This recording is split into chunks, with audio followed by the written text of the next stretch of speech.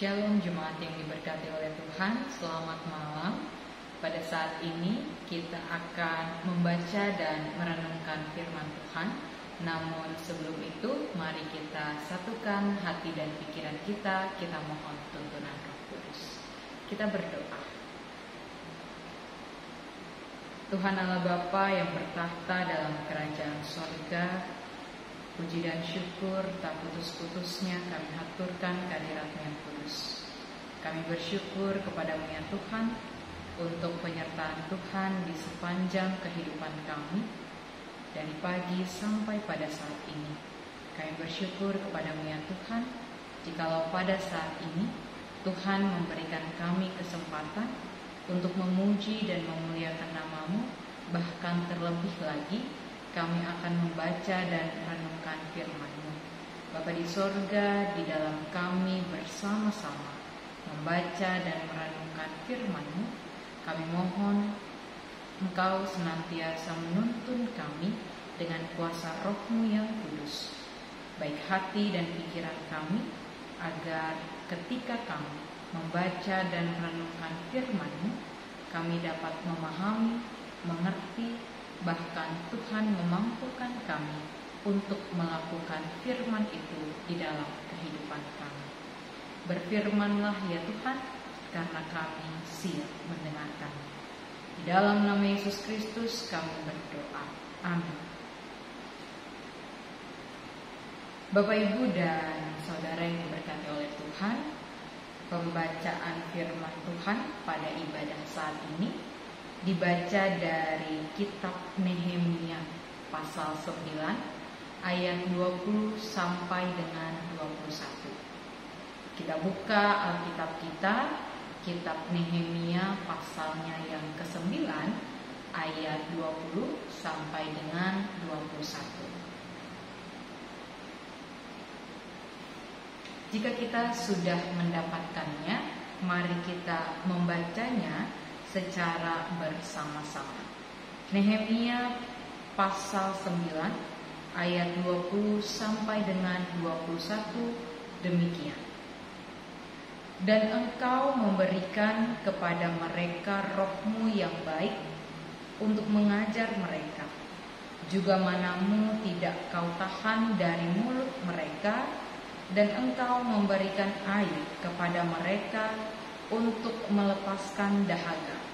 40 tahun lamanya Engkau memberikan mereka makan di padang gurun.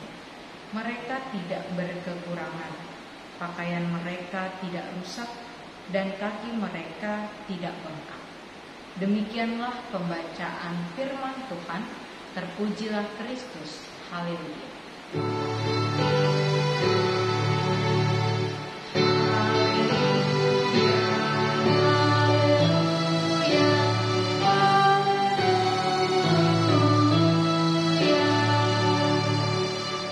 Silahkan duduk Bapak Ibu dan Saudara yang diberkati oleh Tuhan.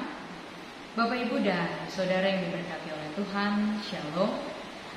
Pada ibadah kita saat ini, pembacaan kita dari kitab Nehemia pasal 9 ayat 20 sampai dengan 21 itu bercerita tentang pengakuan dosa dan permintaan doa. Nah, untuk mengerti apa yang dimaksud pengakuan dosa dan permintaan doa itu, mari terlebih dahulu kita melihat latar belakang dari kitab Nehemia. Nehemia yang berarti Allah penghibur atau Yahweh penghibur itu dikenal sebagai utusan Tuhan yang merupakan juru minum Raja Artasasta. Tuhan mengutus Nehemia untuk memimpin bangsa Israel membangun kembali tembok kota Yerusalem. Dan kalau kita baca kitab ini dari pasal yang pertama sampai dengan pasalnya yang ke-9, maka kita akan mendapatkan bahwa Nehemia berhasil membangun kembali tembok kota Yerusalem di pasal yang ke-6. Kenapa Nehemia dapat berhasil membangun tembok kota? Nah, Bapak, Ibu, dan Saudara yang diberkati oleh Tuhan, ternyata kuncinya ada di dalam kepemimpinan Nehemia. Nehemia sebagai orang utusan Tuhan, ia adalah orang yang sangat rendah hati di hadapan Allah. Sebagai pemimpin, Nehemia selalu berdoa dan berpuasa kepada Allah. Kenapa ia berdoa dan berpuasa? Karena ia menyadari bahwa ia dan bangsanya selalu membutuhkan pertolongan Tuhan di dalam melakukan kehidupan. Oleh karena itu, Bapak, Ibu, dan Saudara yang diberkati oleh Tuhan, melalui kepemimpinannya, Nehemia berhasil membangun kembali tembok kota Yerusalem meskipun ada berbagai rintangan dan tantangan.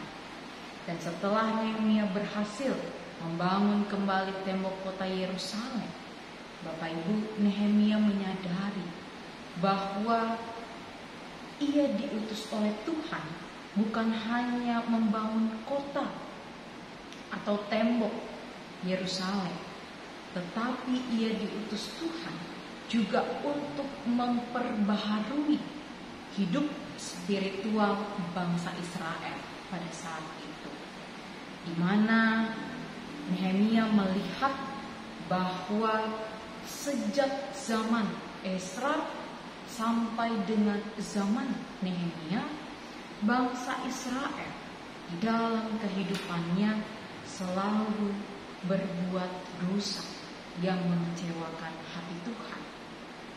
Ketika bangsa Israel berbuat dosa dan mengecewakan hati Tuhan, Tuhan tidak pernah meninggalkan mereka.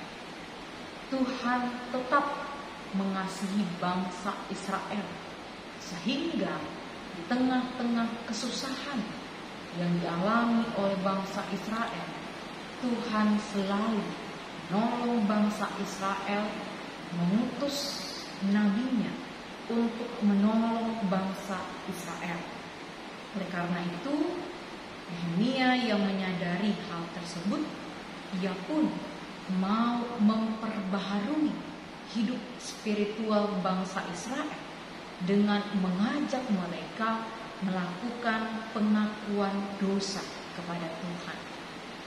Dan di dalam pasal yang ke-9 ini, kita melihat bahwa pada hari yang ke-24 bulan itu, berkumpullah orang Israel dan berpuasa dengan mengenakan kain kabung dan dengan tanah di kepala mereka.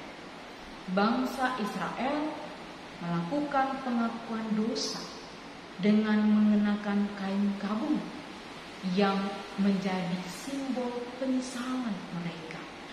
Mereka mengaku dosa dengan sikap menyesal kepada Tuhan. Dan di dalam pengakuan dosanya, kita melihat di dalam pasal 9 ini, bangsa Israel sangat mengagungkan kebaikan Tuhan. Berulang kali mereka mengingat perbuatan-perbuatan Tuhan yang selalu melakukan kebaikan di sepanjang perjalanan hidup mereka. Bahkan di ayat yang ke-20 dan 21, mereka mengingat kebaikan Tuhan ketika mereka keluar dari bangsa Mesir, dan di padang gurun mereka kesusahan, Tuhan menghadirkan mana untuk mereka terus bertahan hidup. Dan dikatakan 40 tahun lamanya Engkau memberikan mereka makan. 40 tahun lamanya Tuhan memelihara kehidupan mereka, memberikan mereka mana, sehingga mereka pun dengan pertolongan dan penyertaan Tuhan dapat ditibakan di tanah perjanjian, yaitu tanah Kanaan.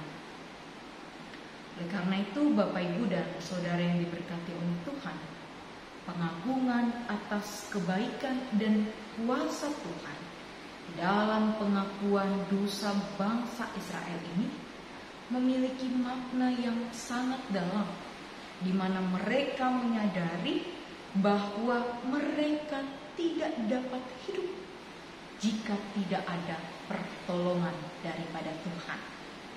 Nah, di dalam kehidupan kita, Bapak, Ibu, dan saudara yang diberkati oleh Tuhan, kita pun belajar dari firman Tuhan ini bahwa tanpa pertolongan Tuhan, tanpa pemeliharaan Tuhan, tidak mungkin kita bisa bertahan hidup dalam situasi saat ini, di mana kita melihat bahwa di dalam situasi pandemi COVID-19, pekerjaan semakin sulit, usaha juga mengalami kesulitan. Tetapi ketika kita bisa bertahan hidup, itu semua adalah pertolongan, pemeliharaan Tuhan yang nyata dalam kehidupan kita. Oleh karena itu, sebagai umat Tuhan, kita perlu untuk terus datang kepada Dia. Kita terus datang untuk menyembah Tuhan, untuk beribadah kepadanya, dan mengucap syukur atas pertolongan dan anugerah yang sudah Tuhan limpahkan dalam perjalanan hidup kita. Sebagai orang Kristen, sebagai pengikut Yesus, Tuhan tidak pernah menjanjikan bahwa hidup kita akan lurus tanpa pergumulan. Tetapi sebagai orang Kristen, Tuhan menjanjikan bahwa di sepanjang hidup kita, Ia akan menyertai dan tidak akan pernah meninggalkan.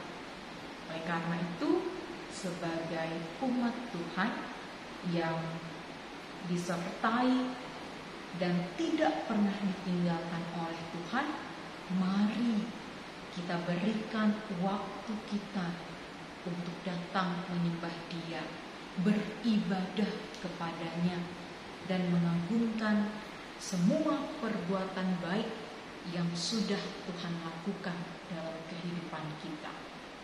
Dan bagaimana caranya kita untuk menyatakan hidup yang berkenan di hadapan Tuhan, yaitu adalah kita mau hidup menyembah Tuhan dan tidak lagi melakukan dosa. Kita mengaku dosa-dosa kita, bertobat, lalu kemudian melakukan apa yang menjadi perintah Tuhan dalam kehidupan kita. Kalau kita melakukan itu semua, maka jaminan pemeliharaan Tuhan akan senantiasa nyata dalam kehidupan kita. Karena Tuhan adalah Tuhan yang setia, Tuhan yang menyertai, bahkan Tuhan yang terus memelihara setiap umat yang mau datang dan hidup dalam perkenanannya. Tuhan memberkati dan